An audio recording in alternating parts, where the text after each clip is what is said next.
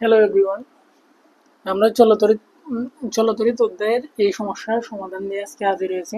অর্থাৎ সমস্যাটি খুবই গুরুত্বপূর্ণ এবং বোর্ড কোয়েশন বা অন্যান্য মডেল টেস্ট কোয়েশনের জন্য এই সমস্যা বা এই ধরনের ম্যাথগুলো খুবই গুরুত্বপূর্ণ। তাহলে এই ম্যাথ থেকে প্রথমে দুইটি সমস্যা দেওয়া আছে, এগুলোর সলভ করব। প্রথম সমস্যাটি হলো বর্তনের তুল্যরোধ নির্ণয়। তুল্যরোধ নির্ণয় করবো আমরা এই সার্কিট থেকে সেম রকম R3 এবং R4 এর মধ্যে বিভব পার্থক্য এই সার্কিট থেকে নির্ণয় করবো। তাহলে প্রথমে তুল্যরোধ নির্ণয়টা নিয়ে আলোচনা করব। তাহলে তুল্যরোধ নির্ণয় করতে হলে তুল্যরোধ নির্ণয় করার সিস্টেমটা হলো, প্রথমে আমাদের জানতে হবে যে এই বর্তনের মধ্যে কতগুলো সমান্তরাল এবং কতগুলো শ্রেণীতে রোধ রয়েছে। তাহলে এগুলো বোঝার জন্য কি করতে হবে, প্রথমে বুঝতে হবে যে আমাদের এই বর্তনীতে কারেন্টগুলো কয় ভাগে বিভক্ত হয়েছে। এখানে দেখো কারেন্টটা এদিকে আসার পর দুইটা ভাগে ভাগ হয়ে যায়। তার মানে আমরা বলতে পারি এই তার, অর্থাৎ এই তারের মধ্যে দিয়ে যাওয়া কারেন্ট, বৈদ্যুতিক তারের মধ্যে দিয়ে যাওয়া কারেন্ট এবং এই বৈদ্যুতিক তারের মধ্যে দিয়ে যাওয়া কারেন্ট দুটি সমান্তরাল বর্তনীতে রয়েছে। আবার যেহেতু সিমালটেনিয়াসলি এই তারের মধ্যে দিয়ে যাওয়া কারেন্ট গুলা একই তারে অবস্থিত, অর্থাৎ R1 এবং R2 উভয় একই তারে অবস্থিত, সুতরাং R1 এবং R2 শ্রেণীতে। তাহলে R1 এবং R2 রোধের যদি আমরা তুল্য রোধ নির্ণয় করি, তাহলে দেখো R1 ও R2 এর তুল্য রোধ।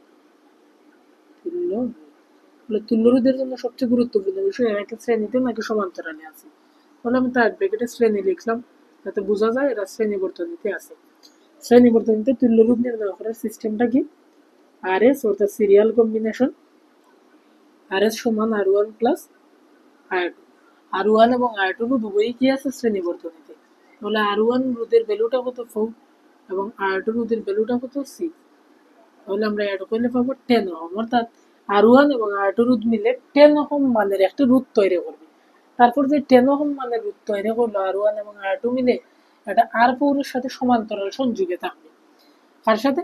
R4 এর সাথে। তাহলে RS রোধ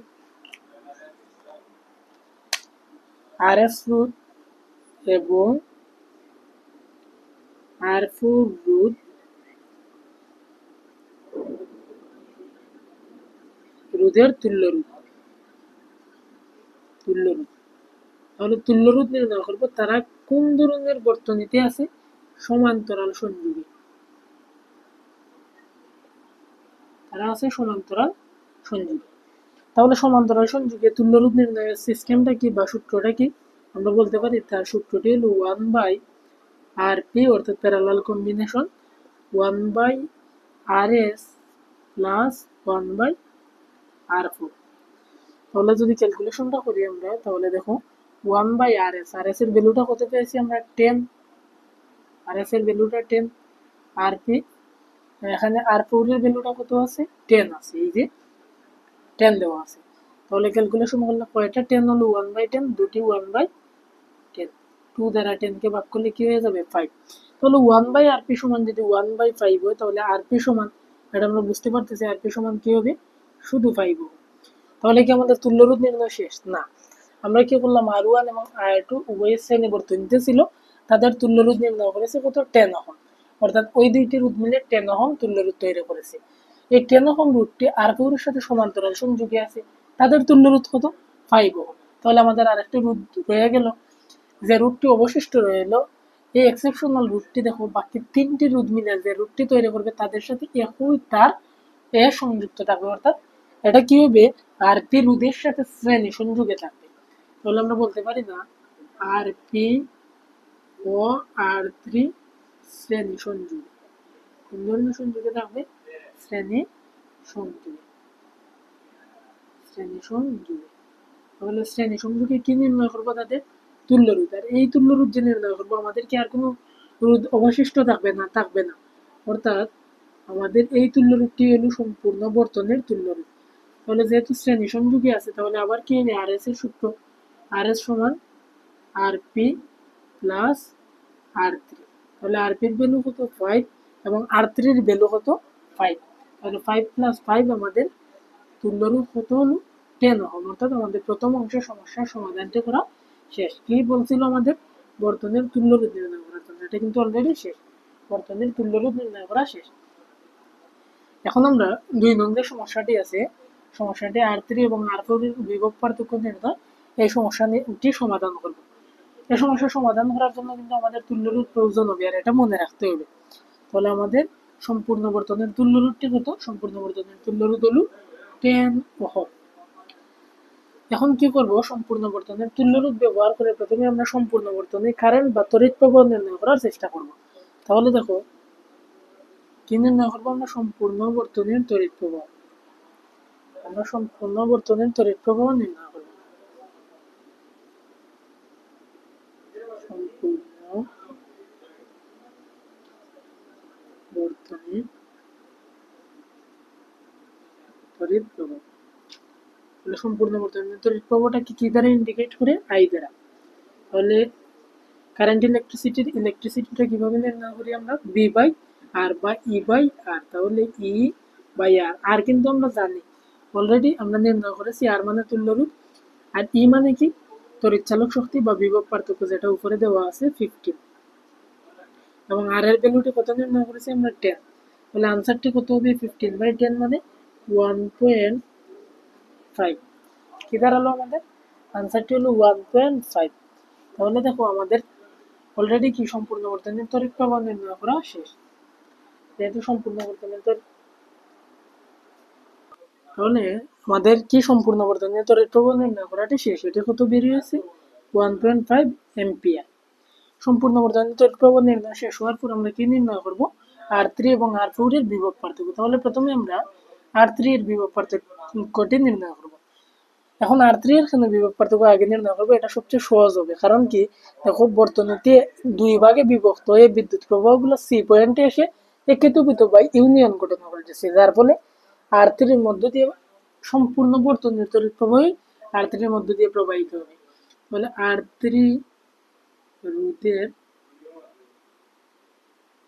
বিভব পার্থক্য, বিভব পার্থক্য, তাহলে R3 রোধের বিভব পার্থক্য বি R3, বিভব পার্থক্যের সূত্র কি? আই আর।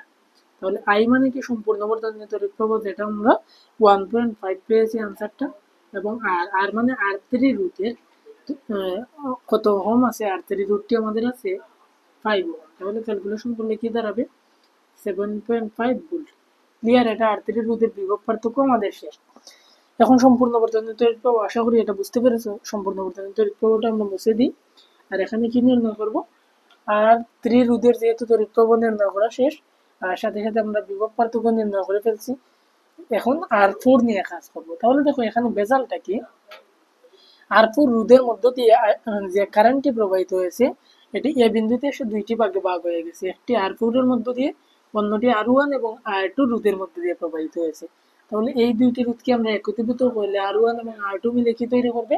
মানে RS রোধ তৈরি করবে। আর এই RS রোধের ভ্যালুটি কত হবে? 10, অর্থাৎ 4 এবং 6 মিলে হবে 10। তাহলে দেখো তো এখানে রোধ কয়টি বলতে পারি আমরা? এই দুইটি রোধ মিলে একটি RS রোধ তৈরি করবে, এবং নিচে একটি আমাদের আছে R4 রোধ। এই দুইটি কোন ধরনের বর্তনীতে আছে? সমান্তরাল বর্তনী। RS রোধের ভ্যালু কত? 10 ওহম, এবং R4 রোধের ভ্যালু কত? 10 ওহম। মনে রাখবো সমান্তরাল বর্তনীতে, আর তাদের মধ্যে দিয়ে কি পরিমাণ কারেন্ট প্রবাহিত হবে? 1.5 এম্পিয়ার কারেন্ট। তাহলে দেখো এটা মনে রাখতে হবে, সমান্তরাল বর্তনীতে যদি একাধিক রোধ থাকে, তখন যে কোনো রোধের মধ্যে দিয়ে কি পরিমাণ কারেন্ট প্রবাহিত হবে এটা নির্ণয় করার সূত্র হলো, এই যে সূত্রটা লিখি আমরা, নির্ণয় করার সূত্রটি হলো আই, কার মধ্যে দিয়ে কারেন্টটি নির্ণয় করবো? R4 এর, মানে আই R4 সমান, যার কারেন্ট নির্ণয় করবো অন্যটি হবে উপরে, অর্থাৎ RSটি উপরে, আবার RSটি নিচে, আর তার সাথে কি হবে? যে রোধের আমরা কারেন্ট নির্ণয় করবো তাকে বসিয়ে দেবো, ইন্টু আই, অর্থাৎ সম্পূর্ণ বর্তনীর তড়িৎ প্রবাহ। তাহলে দেখো RS এর ভ্যালুটা কত? 10। RS এর ভ্যালু 10 প্লাস R4 এর ভ্যালু 10 ইন্টু 1.5।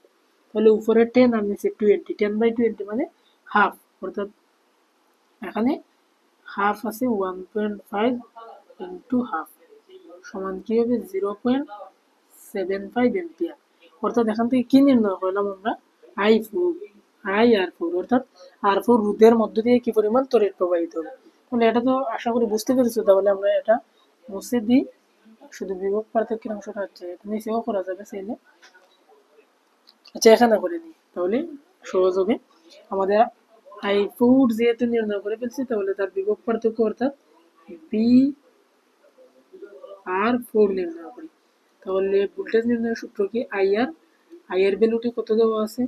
0.75 এবং আর অর্থাৎ R4 রোধের কত ওহম আছে? রোধের ভ্যালুটা 10। তাহলে 0.75 ইন্টু 10 মানে 7.5 ভোল্ট। এই যে দেখো এই ভ্যালুটা আর এই ভ্যালুটা, অর্থাৎ আমাদের ভোল্টেজ, কার ভোল্টেজ? R3 রোধের ভোল্টেজ, এখানে কি R4 রোধের ভোল্টেজ, ওইটা কি 7.5। অর্থাৎ বলতে পারি প্রশ্নটিতে ছিল R3 এবং R4 এর মধ্যে বিভব পার্থক্য নির্ণয় করো। আমাদের কিন্তু অলরেডি নির্ণয় করা শেষ। আর এখান থেকে এটাও আমরা ডিসাইড করতে পারি যে R3 রোধ এবং R4 রোধের মধ্য দিয়ে দুই প্রান্তে যে বিভব পার্থক্য থাকবে তা পরস্পর সমান। সবাইকে ধন্যবাদ।